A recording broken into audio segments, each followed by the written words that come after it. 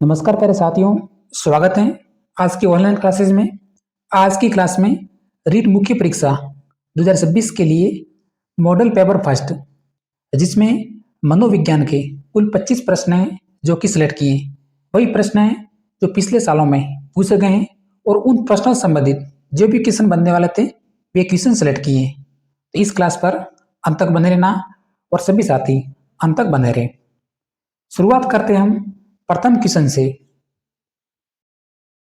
अंतर्दृष्टि या फिर सूझ के सिद्धांत का प्रतिपादन किसने किया?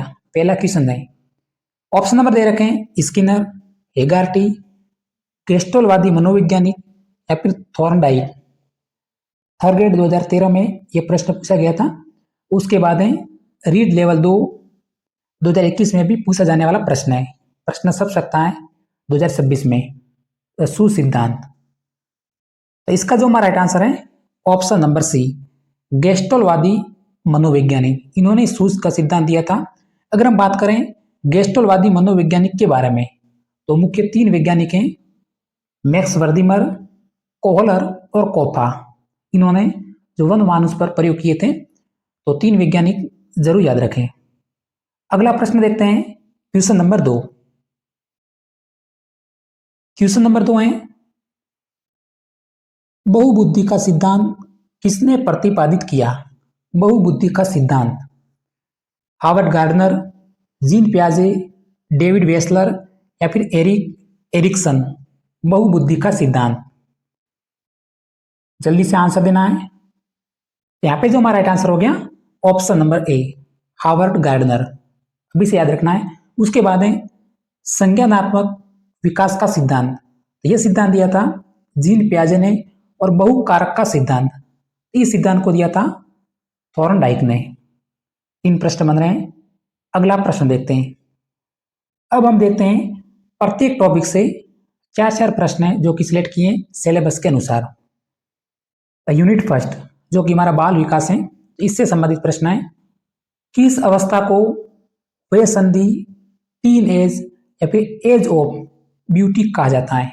अवस्था दे रखी है शैशवावस्था, बाल्यावस्था, किशोरावस्था और प्रौढ़ावस्था। इसकी उम्र भी आपको याद रखनी है। शैशवावस्था की 0 से 5 वर्ष तक, बाल्यावस्था 6 से 12 वर्ष तक और किशोरावस्थाएं जो कि 13 से 18 वर्ष तक। कभी कभी लिखा आता है 12 वर्ष से 19 वर्ष तक। उसके बाद है प्रौढ़ावस्था, तो 19 वर्ष के बाद। तो आंसर जल्दी से बताइए, एज ऑफ ब्यूटी के नाम से कौन सी अवस्था को कहा जाता है? यहां पे जो हमारा राइट आंसर हो गया ऑप्शन नंबर सी, किशोरावस्था, जो कि राइट आंसर है। अगला प्रश्न क्वेश्चन है जीवन का सबसे महत्वपूर्ण काल कहलाता है? जीवन का सबसे महत्वपूर्ण काल शैशवावस्था, बाल्यावस्था, किशोरावस्था या फिर प्रौढ़ावस्था। अगर हम इस काल की बात करें तो इस दौरान बच्चों का शारीरिक, मानसिक और भावात्मक विकास है जो कि तेजी से होता है। तो कौन सा काल है? और सीखने का आदर्श काल भी कहा जाता है। यहाँ पे जो हमारा राइट आंसर हो गया ऑप्शन नंबर ए, शैशवावस्था, जीवन का सबसे महत्वपूर्ण काल कहलाता है। नेक्स्ट क्वेश्चन, अगला प्रश्न है क्वेश्चन नंबर 6। जीवन का सबसे कठिन काल कहलाता है?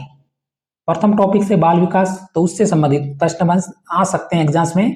तो जीवन का सबसे कठिन काल कहलाता है, इसी काल की बात करें अमूर्त चिंतन की अवस्था के नाम से भी जाना जाता है। सर्वाधिक काम की प्रवृत्ति होती है और एज ऑफ प्यूबर्टी के नाम से भी जाना जाता है। तो कौन सा काल है? शैशवावस्था है, बाल्यावस्था है, किशोरावस्था है या फिर प्रौढ़ावस्था? तो यहां पे जो हमारा राइट आंसर हो गया ऑप्शन नंबर सी, किशोरावस्था। ऑप्शन नंबर सी को लॉक कर देना है, हमारा राइट आंसर है। अगला प्रश्न क्वेश्चन नंबर 7। अब हमारा प्रश्न कह रहा है जीवन का अनोखा निर्माणकाली काल कहलाता है? जीवन का अनोखा काल कौन सा काल है? अगर हम इस काल की बात करें तो समूह दल और टोली की आयु भी कह सकते हैं। नेता बनने की प्रवृत्ति होती है, मूर्त चिंतन होता है, जीवन का अनोखा काल। यहाँ पे जो हमारा राइट आंसर हो गया ऑप्शन नंबर बी, बाल्यावस्था। अक्सर 6 से 12 वर्ष की उम्र में जो भी छोटे बच्चे होते हैं वो नेता बनने की उसमें प्रवृत्ति जो कि ज्यादा होती है। तो यही जो हमारा काल होता है जीवन का अनोखा या फिर निर्माणकाली काल है जो कि कहलाता है। अगला प्रश्न देखते हैं मनोविज्ञान से संबंधित क्वेश्चन नंबर 8, जो कि हमारे व्यक्तित्व से संबंधित है। तो क्लास पसंद आए तो भी से लाइक भी कर देना और शेयर भी कर सकते हैं। व्यक्तित्व का मनोविश्लेषणात्मक का सिद्धांत दिया था। मनोविश्लेषणात्मक का सिद्धांत सेल्डन ने, केटल ने, हेनरी और मुर्रे ने या फिर सिगमंड फ्रॉइड ने।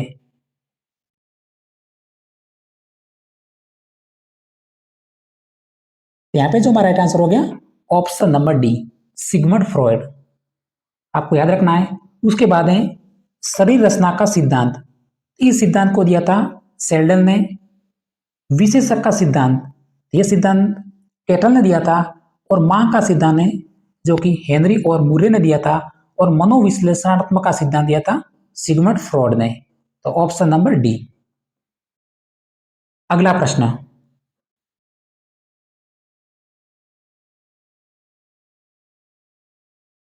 आधुनिक मनोविज्ञान के जनक माने जाते हैं।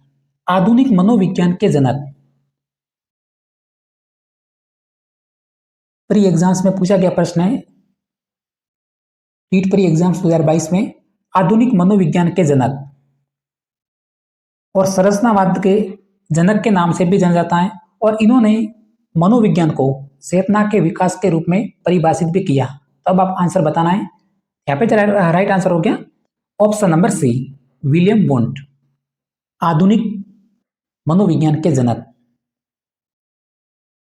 क्वेश्चन नंबर 10,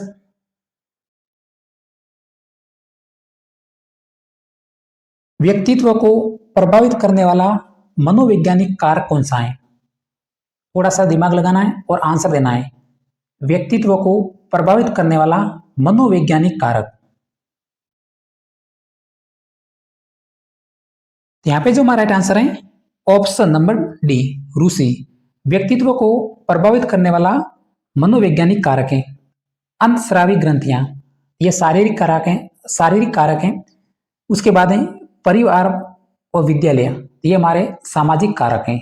तो ऑप्शन नंबर डी है जो कि राइट आंसर हो गया। अगला प्रश्न देखते हैं क्वेश्चन नंबर 11, रीट पात्रता परीक्षा में पूछा गया था। आनुवांशिकता की इकाई क्रोमोसोम, निषेचित अंडा, जीन या फिर ह्यूमनस। आनुवांशिकता की इकाई, राइट आंसर हो गया ऑप्शन नंबर सी, जीन। अगला प्रश्न क्वेश्चन नंबर 12, निम्न में से व्यक्तित्व की मापन की प्रक्षेपी विधि कौन सी है? यह प्रश्न 5 बार पूछ जा चुका है एग्जाम्स में। प्रक्षेपी विधि का सीधा सीधा प्रश्न पूछते हैं। तो खेल व नाटक विधि, निरीक्षण विधि, समाजमिति विधि या फिर साक्षात्कार विधि। आंसर देना है प्रक्षेपी विधि का। यहाँ पे जो राइट आंसर हो गया ऑप्शन नंबर ए, खेल व नाटक विधि। कुछ हमारी प्रक्षेपी विधियां हैं रोसा परीक्षण, बाल प्रसंगात्मक बोध और वाक्य कहानी प्रतिभूति परीक्षण। अगला प्रश्न है जो कि यूनिट नंबर 3 से है, विविध अधिकर्मताओं की समझ या फिर समायोजन, अधिगम करता या फिर सीखना।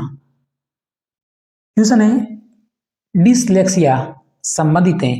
डिसलेक्सिया गणितीय अक्षमता से, पठन अक्षमता से, व्यवहार अक्षमता से या फिर मानसिक अक्षमता से। प्रत्येक प्रश्न सिलेबस के अनुसार है।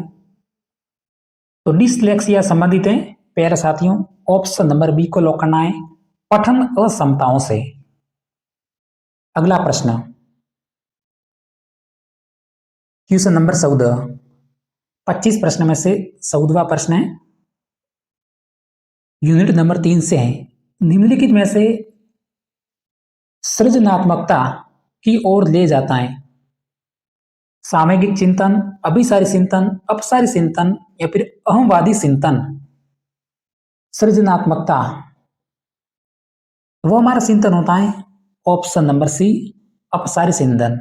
जल्दी से लॉक करना है, केवल रटना है इस प्रश्न को क्योंकि ये प्रश्न पूछा गया है। Next question, question number 15। Albert बांडुरा द्वारा प्रस्तावित अधिगम का सिद्धांत कौन सा है? अधिगम का सिद्धांत शास्त्रीय अनुबंध, संज्ञानात्मक विकास सिद्धांत, अंतर्दृष्टि सिद्धांत या फिर सामाजिक अधिगम सिद्धांत, जो कि अल्बर्ट बांडुरा ने प्रस्तावित किया था। वो हमारा सिद्धांत है ऑप्शन नंबर डी, सामाजिक अधिगम का सिद्धांत। अगला प्रश्न, क्वेश्चन नंबर 16, यूनिट नंबर 4 से अधिगम एवं अभिप्रेरणा हमारे सिलेबस में शामिल है, चाहे रीट लेवल 1 हो या फिर रीट लेवल 2। मनोविज्ञान के प्रश्न आपके पूछे जाएंगे। अभिप्रेरणा का मूल प्रवृत्ति सिद्धांत, यूनिट नंबर 4 से अगर प्रश्न बनेगा तो ये प्रश्न जरूर बन सकता है। अभिप्रेरणा या फिर मूल प्रवृत्ति का सिद्धांत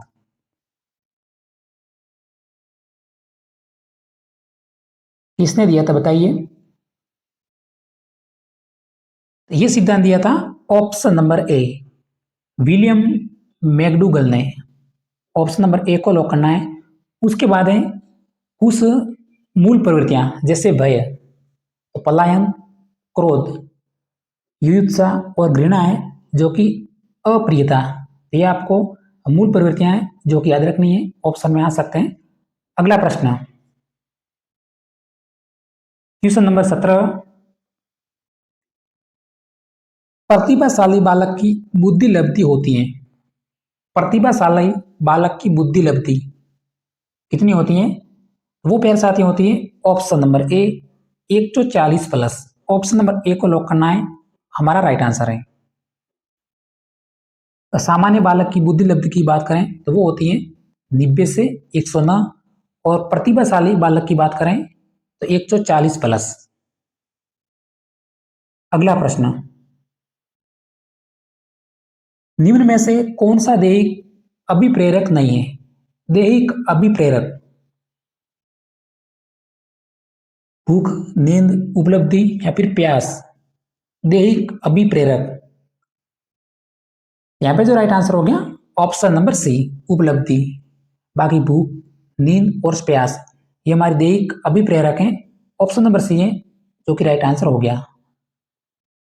अगला प्रश्न, क्वेश्चन नंबर 19। प्रश्न बन रहा है कि निम्न में से कौन सा जन्मजात अभिप्रेरक नहीं है? जन्मजात अभिप्रेरक, भूख, नींद, आदत या फिर प्यास।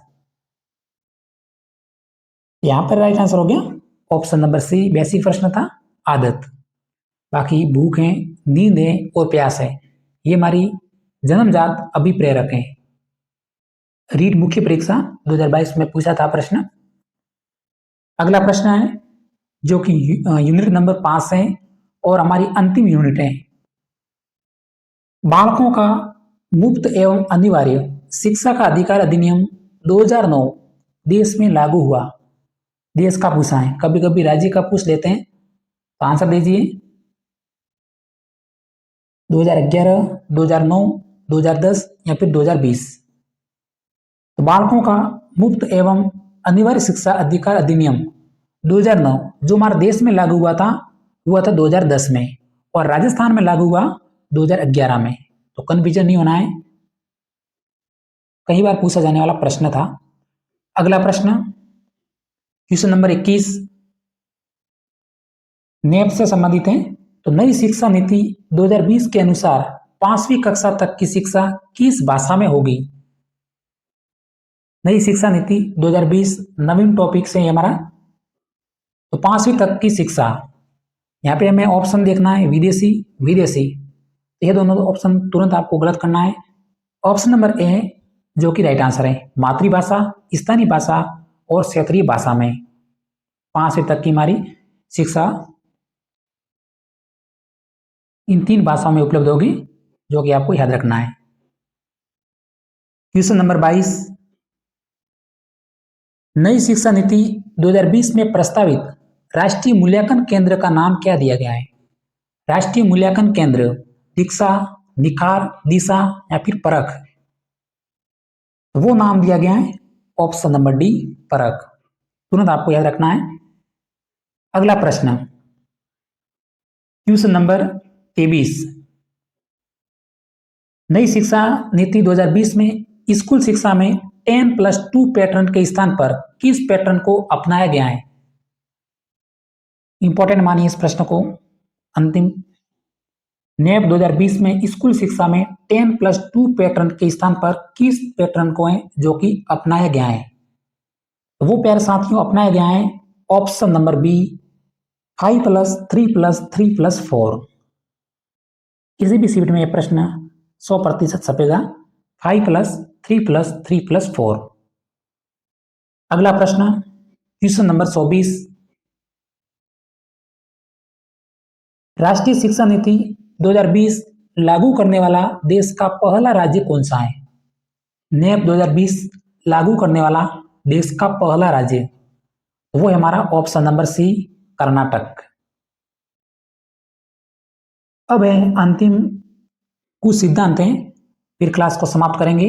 अन्य प्रमुख सिद्धांत, एक बार इसका स्क्रीनशॉट जरूर लेना। जीव सिद्धांत की बात करें तो गोल्डस्टीन, शरीर रचना सिद्धांत की बात करें तो ये दिया था सैडल ने। आत्म सिद्धि का सिद्धांत अब्राहम एस मैस्लो ने दिया था। और शील गुण सिद्धांत की बात करें तो इस सिद्धांत को आलपोर्ट व केटल ने दिया था। और मनोविश्लेषण सिद्धांत की बात करें तो यह दिया था सिगमंड फ्रॉइड ने। तो प्यारे साथियों, आज की क्लास में हमने प्रत्येक टॉपिक से कुल 5 यूनिट हैं, प्रत्येक यूनिट से 5-5 प्रश्न हैं जो कि सिलेक्ट किए थे सिलेबस के अनुसार। तो इसी तरह हम रोजाना क्लास लेकर आते रहेंगे। अगर हमारी जानकारी आपको पसंद लगी हो तो क्लास को लाइक और सब्सक्राइब करके जरूर जाना। धन्यवाद।